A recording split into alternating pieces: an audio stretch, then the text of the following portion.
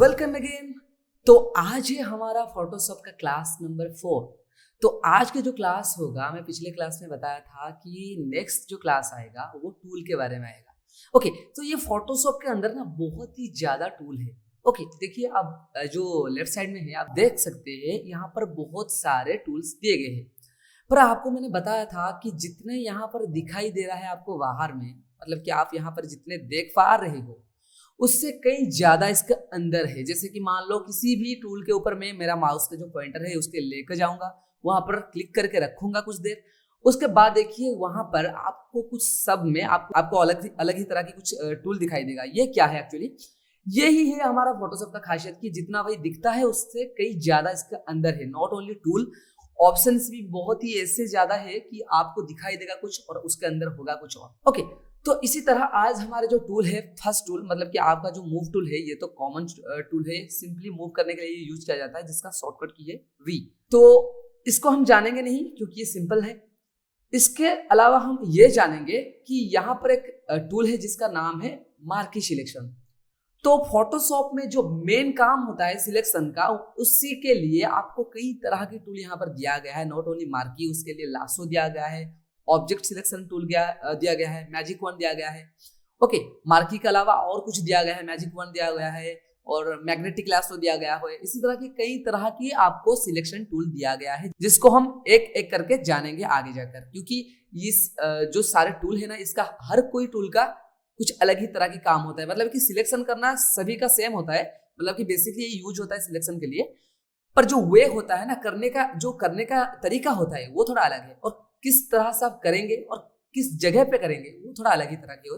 तो इसीलिए सभी टूल को मैं अलग अलग को सिखाऊंगा कि किसको किस तरह से यूज किया जाता है। तो आज के क्लास में हम जानेंगे मार्की। तो ये जो मार्केट सिलेक्शन टूल है ना, इसके अंदर देखिए, इसके ऊपर जब मैं माउस का जो पॉइंटर है उसको लेके जाता हूँ और कुछ देर यहाँ पर रखता हूँ क्लिक करके, होल्ड करके लेफ्ट क्लिक को, तो इसके अंदर जितने भी तमाम चीजें हैं, मतलब कि जितने तमाम टूल्स है आपको दिखाई देगा। जैसे कि मान लो rectangular marquee tool, elliptical marquee tool, single row marquee tool, single column marquee tool. तो ये जो चारों टूल इसके अंदर है, मींस इसको मिलाकर, और जो तीनों टूल यहाँ पर है उनका बेसिक काम है सिलेक्शन करना, ओके, मार्क करना, पर अलग ही अंदाज में। जैसे कि मान लो ये रेक्टेंगुलर है तो ये रेक्टेंगुलर मींस आपको स्क्वायर टाइप ही देगा, और ये है सर्कुलर मींस एलिप्टिकल, इसका मतलब ये है कि आपको सर्कुलर मोशन में ये आपको सिलेक्शन करके देगा। पर इसका जो मेन पर्पस है वो क्या है, मान लो आपको कोई भी चीज बनाना हो फोटोशॉप में, तो आप क्या करते हो ना, आपके जो फोटोशॉप के कैनवास है उसमें एडिट करते हो। पर आपको अगर कभी भी ऐसा लगा कि नहीं मुझे पर्टिकुलर किसी भी एरिया में काम करना है, तो आपका यूज कर सकते हैं, मार्की सिलेक्शन टूल का यूज कर सकते हो। मान लो कैसे, देखिए इसको जब मैं चूज किया, या फिर आप ये भी कह सकते हो जब इसे मैं सिलेक्ट किया, उसके बाद आपको क्या करना है ना, आपको एक न्यू लेयर लेना है, जैसे मैंने लिया, या फिर आपको पहले एग्जांपल दे देता हूं उसके बाद आप करना। इस जो बैकग्राउंड लेयर है ना, जब मैं इसके ऊपर ब्रश के थ्रू कहीं पर भी पेंट करता हूं, ये मैं जहां भी मन चाहे जहां भी करता हूं हो जाता है पेंट, पर मैं चाह रहा हूं सिर्फ इतने जगह में हो और बाहर कहीं नहीं हूं। तो मैं क्या करूंगा ना, ये जो सिलेक्शन टूल है ना, marquee selection rectangular marquee tool, इसको लूंगा, क्लिक करके होल्ड करके ड्रैग करूंगा जितने एरिया मेरा चाहिए। ओके, इसे इस तरह से रखा, तो इसे इस तरह से जो रखा, इसके थ्रू क्या हुआ ना, देखिए इसे मैं थोड़ा मूव कर देता हूं। देखिए यहाँ पर सपोज मैं यहाँ पर रखा, तो ये क्या किया ना, ये जितने भी एरिया को सिलेक्ट किया है, मान लो ये अभी इतने एरिया में है, यहाँ पर देखिए एक आपको सिलेक्शन आ रहा है, दिखाई दे रहा है आपके स्क्रीन पे। तो इसका मतलब क्या है, ये जो कैनवास है ना आपके, ये जो कैनवास, होल कैनवास में अभी फिलहाल जिस कैनवास के एरिया में ये सिलेक्शन आपको दिखाई दे रहा है, उतने ही जगह में अभी आप काम कर सकते हैं अगर आप चाहे तो। मान लो मैं पिछले क्या कर रहा था, पहले ब्रश लेता था, पेंट कहीं पर भी कर देता है, ऐसे कहीं पर भी कर देता था, हो जाता था।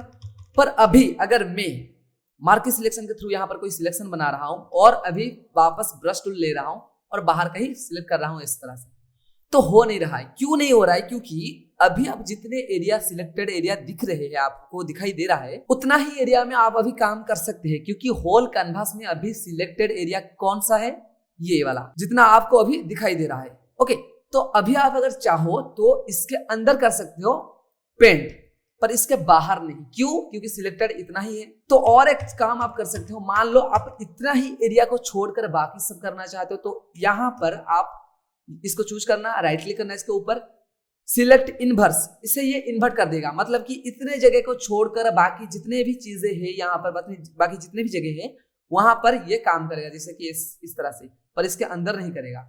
ओके, तो इसी तरह के काम आप इसके अंदर कर सकते हैं मार्की टूल के सहायता से। ओके, तो ये जो मार्की है ना, पहले तो देखिए यहाँ पर एक दिया गया है आपको मार्की सिलेक्शन के टूल के, पहले तो दिया गया है स्टाइल, ऊपर आपको दिया गया है प्रॉपर्टीज बार, उसमें दिया गया है स्टाइल। एक तो है फिक्स रेशियो, जो कि फिलहाल मैं अभी चूज करके रखा हूं, मतलब कि 1/1 हाइट जितना है विड्थ उतना है। मीन्स अभी अगर मैं चाहूं तो विड्थ को बड़ा नहीं कर सकता क्योंकि 1/1 है। अगर 1 या फिर 2/1 कर दूं, या यहाँ पर देखिए 2/1 जितना, तो ये फिक्स रेशियो है। और एक है फिक्स साइज। ओके, यहाँ पर आप जितना पिक्सल चाहो उतना पिक्सल बता सकते हो, जैसे कि मैंने मान लो 1080 पिक्सल, तो यहाँ पर मैं जब ड्रैग करूंगा तो इतना ही आपका विड्थ आ जाएगा। ओके, 1080 पिक्सल का। तो ये कभी कभार काम आ जाता है, पर फिलहाल अभी मैं नॉर्मल रख रहा हूं, जिससे मैं मेरे कस्टमाइज कर सकता हूं सिलेक्शन को।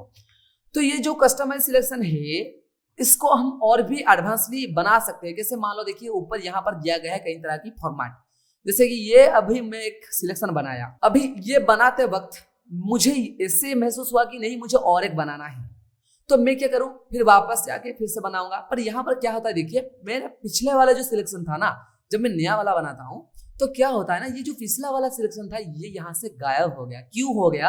क्योंकि अभी हमारा यहाँ पर चूज हुआ है न्यू सिलेक्शन। तो जब भी मैं न्यू सिलेक्शन करता जाऊंगा, पिछला वाला जो सिलेक्शन था वहां पर वो गायब होता रहेगा, जब तक मैं यहाँ पर न्यू सिलेक्शन लेता रहूंगा। पर मुझे अगर एक साथ दोनों ही सिलेक्शन को एट ए टाइम मेरे जो कैनवास है उसमें रखना है, और एक टाइम पे मेरे दोनों ही कैनवास में जो सिलेक्शन एरिया है, कैनवास में दोनों ही सिलेक्शन एरिया में काम करना है, तो मुझे क्या करना पड़ेगा, यहाँ पर और एक ऑप्शन दिया गया है जिसको हम बोलते हैं R2 सिलेक्शन। R2 सिलेक्शन का मतलब क्या है? अगर आप R2 सिलेक्शन को चूज करते हैं और बनाते हैं दूसरा सिलेक्शन, तो पिछला वाला के साथ ये भी एक नया सिलेक्शन आपका कैनवास में दिखाई देगा। क्यों दिखाई देगा? क्योंकि हम R2 न्यू सिलेक्शन बनाए। और इसका एक शॉर्टकट की है, इसे भी बनाने का 2 तरीका है। मतलब देखिए, अगर आप बना लेते हैं एक और आप इसे क्लिक करना नहीं चाहते तो सिंपली शिफ्ट की के साथ भी आप बना सकते हैं, शिफ्ट की के साथ भी बना सकते हैं। और एक बात, इसको 2 तरह से आप यूज कर सकते हैं। एक तो है सिंपली इस तरह से, और है इस तरह से। देखिए सपोज आपको यहाँ पर कोई मर्ज करने वाला है इस तरह से, तो ये मर्ज कर लेगा दोनों को। ओके, देखिए इस तरह से मान लो कोई सिलेक्शन आप ऐसे बनाए हो। याद रखो कि सिलेक्शन को डीएक्टिवेट करने के लिए कंट्रोल डी को प्रेस करना है, ये सिलेक्शन आपका गायब हो जाएगा या फिर डिसलेक्ट हो जाएगा, आप ये भी कह सकते हैं। तो अगर मान लो मैं किसी भी सिलेक्शन को बना लिया हूं, इसे थोड़ा समझने के लिए कोशिश कीजिए, क्योंकि ये जो क्लास है ये थियोरेटिकली ज्यादा स्ट्रांग होने वाला है, और आगे भी कई सारे ऐसे भी क्लास होने वाला है जिसमें आपको थियोरेटिकली समझना पड़ेगा। क्योंकि आई थिंक 30 क्लास के बाद, मतलब कि 30 क्लास के बाद, जो यानी कि 30 क्लास के तक हम जो भी क्लास करेंगे वो सब थियोरेटिकली रहेगा, मतलब कि टूल्स के बारे में। पर उसके बाद जो भी आएगा वो सब प्रैक्टिकली आएगा, किस तरह से एडिटिंग किया जाता है उसे हम थोड़े स्टेप वाइज जानेंगे। ओके, तो ये था हमारा जो सिलेक्शन। तो मान लो कोई सिलेक्शन मैंने बना लिया है और वापस चाह रहा हूं कि इससे मैं एक दूसरी लेयर के साथ कन्वर्ट कर दूं, मर्ज कर दूं, तो शिफ्ट की के साथ कर सकता हूं, या फिर आप ऊपर जाके इसको सिलेक्ट कर दो, ऐसे कर सकते हो। ओके, 2 तरह की। ओके, ऐसे कर सकते हो और फिर वापस ऐसे कर सकते हो, तो ये दोनों मर्ज हो जाएंगे।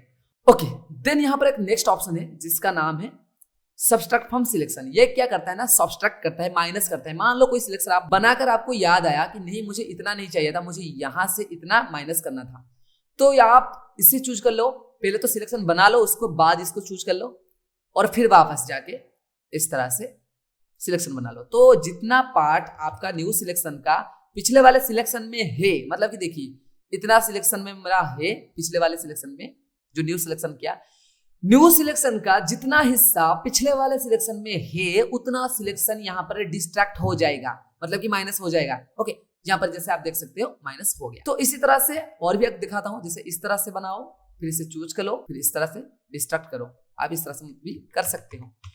इसी तरह से इसका भी एक शॉर्टकट की है, जैसे मान लो यहाँ पर मैंने बना दिया है, ऑल के साथ यहाँ पर कर दूंगा, ऑल की को प्रेस करते ही आपका ये जो सिलेक्शन था इसका नाम है सब्सट्रैक्ट। ओके, सब्सट्रैक्ट कर देगा ये ऑल के साथ।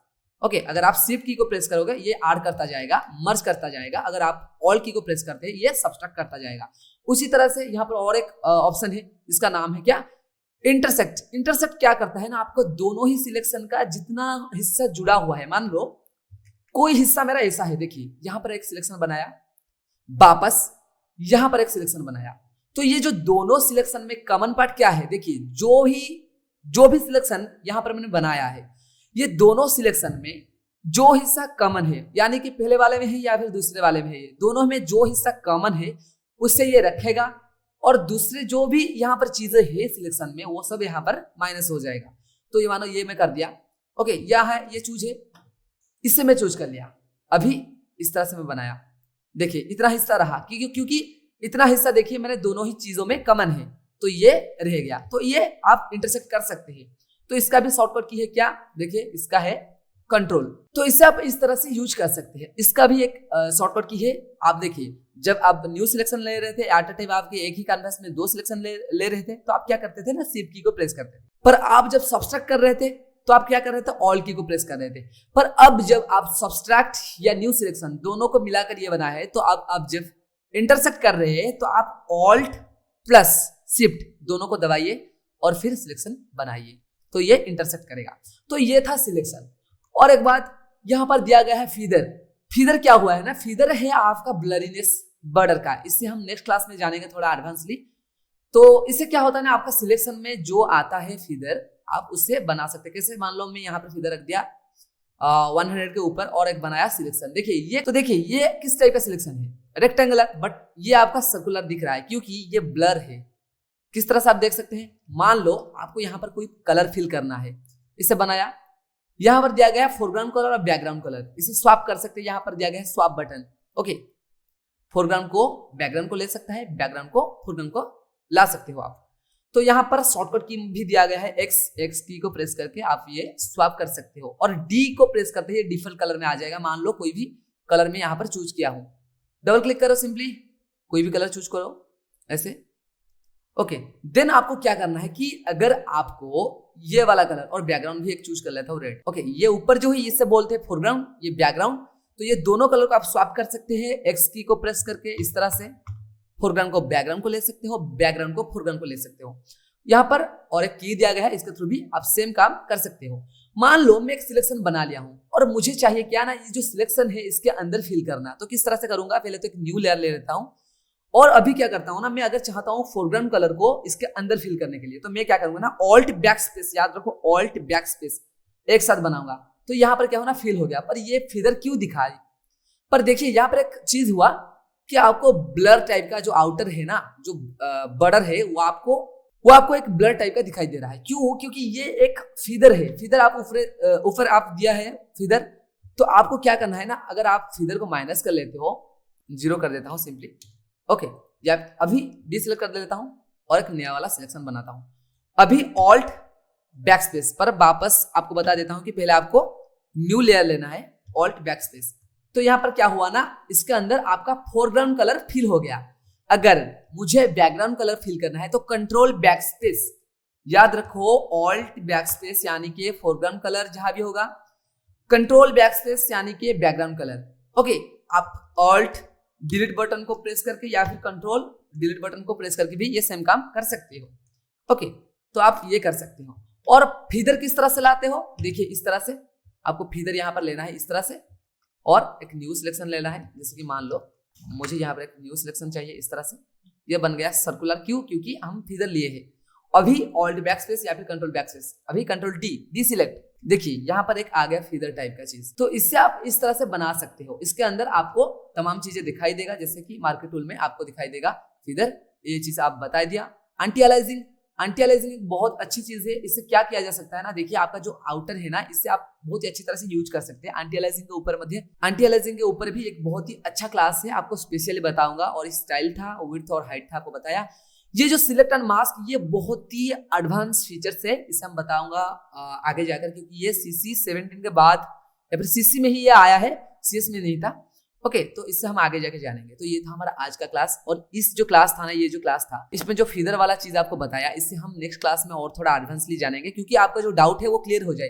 किसी किसी तरह से आपके मन में कोई भी डाउट ना रहे, ये मैं जरूर कोशिश करूंगा। और आपको इसे किस तरह से यूज करना है और कौन सी जगह में ये यूज हो सकता है, इसे भी आपको बताऊंगा नेक्स्ट क्लास में। ओके, तो ये था हमारा आज का क्लास। आज के क्लास में मैंने आपको बताया कि किस तरह से हम जो मार्केट सिलेक्शन टूल था इसे हम यूज करेंगे।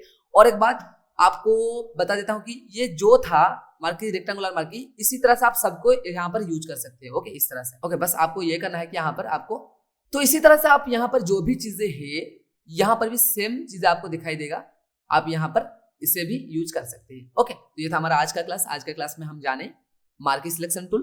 तो नेक्स्ट क्लास में इस मार्केट सिलेक्शन का जो फीडर वाला ऑप्शन है ना, इसे किस तरह से यूज किया जाता है उससे आपको बताऊंगा। ओके, तो तब तक इसे प्रैक्टिस कर लेना और जो भी डाउट है मन में उससे हमारे नेक्स्ट क्लास में आपको मैं क्लियर करके दिखा दूंगा कि जो भी डाउट आपके मन में हो सकता है। तो ये था हमारा आज के क्लास।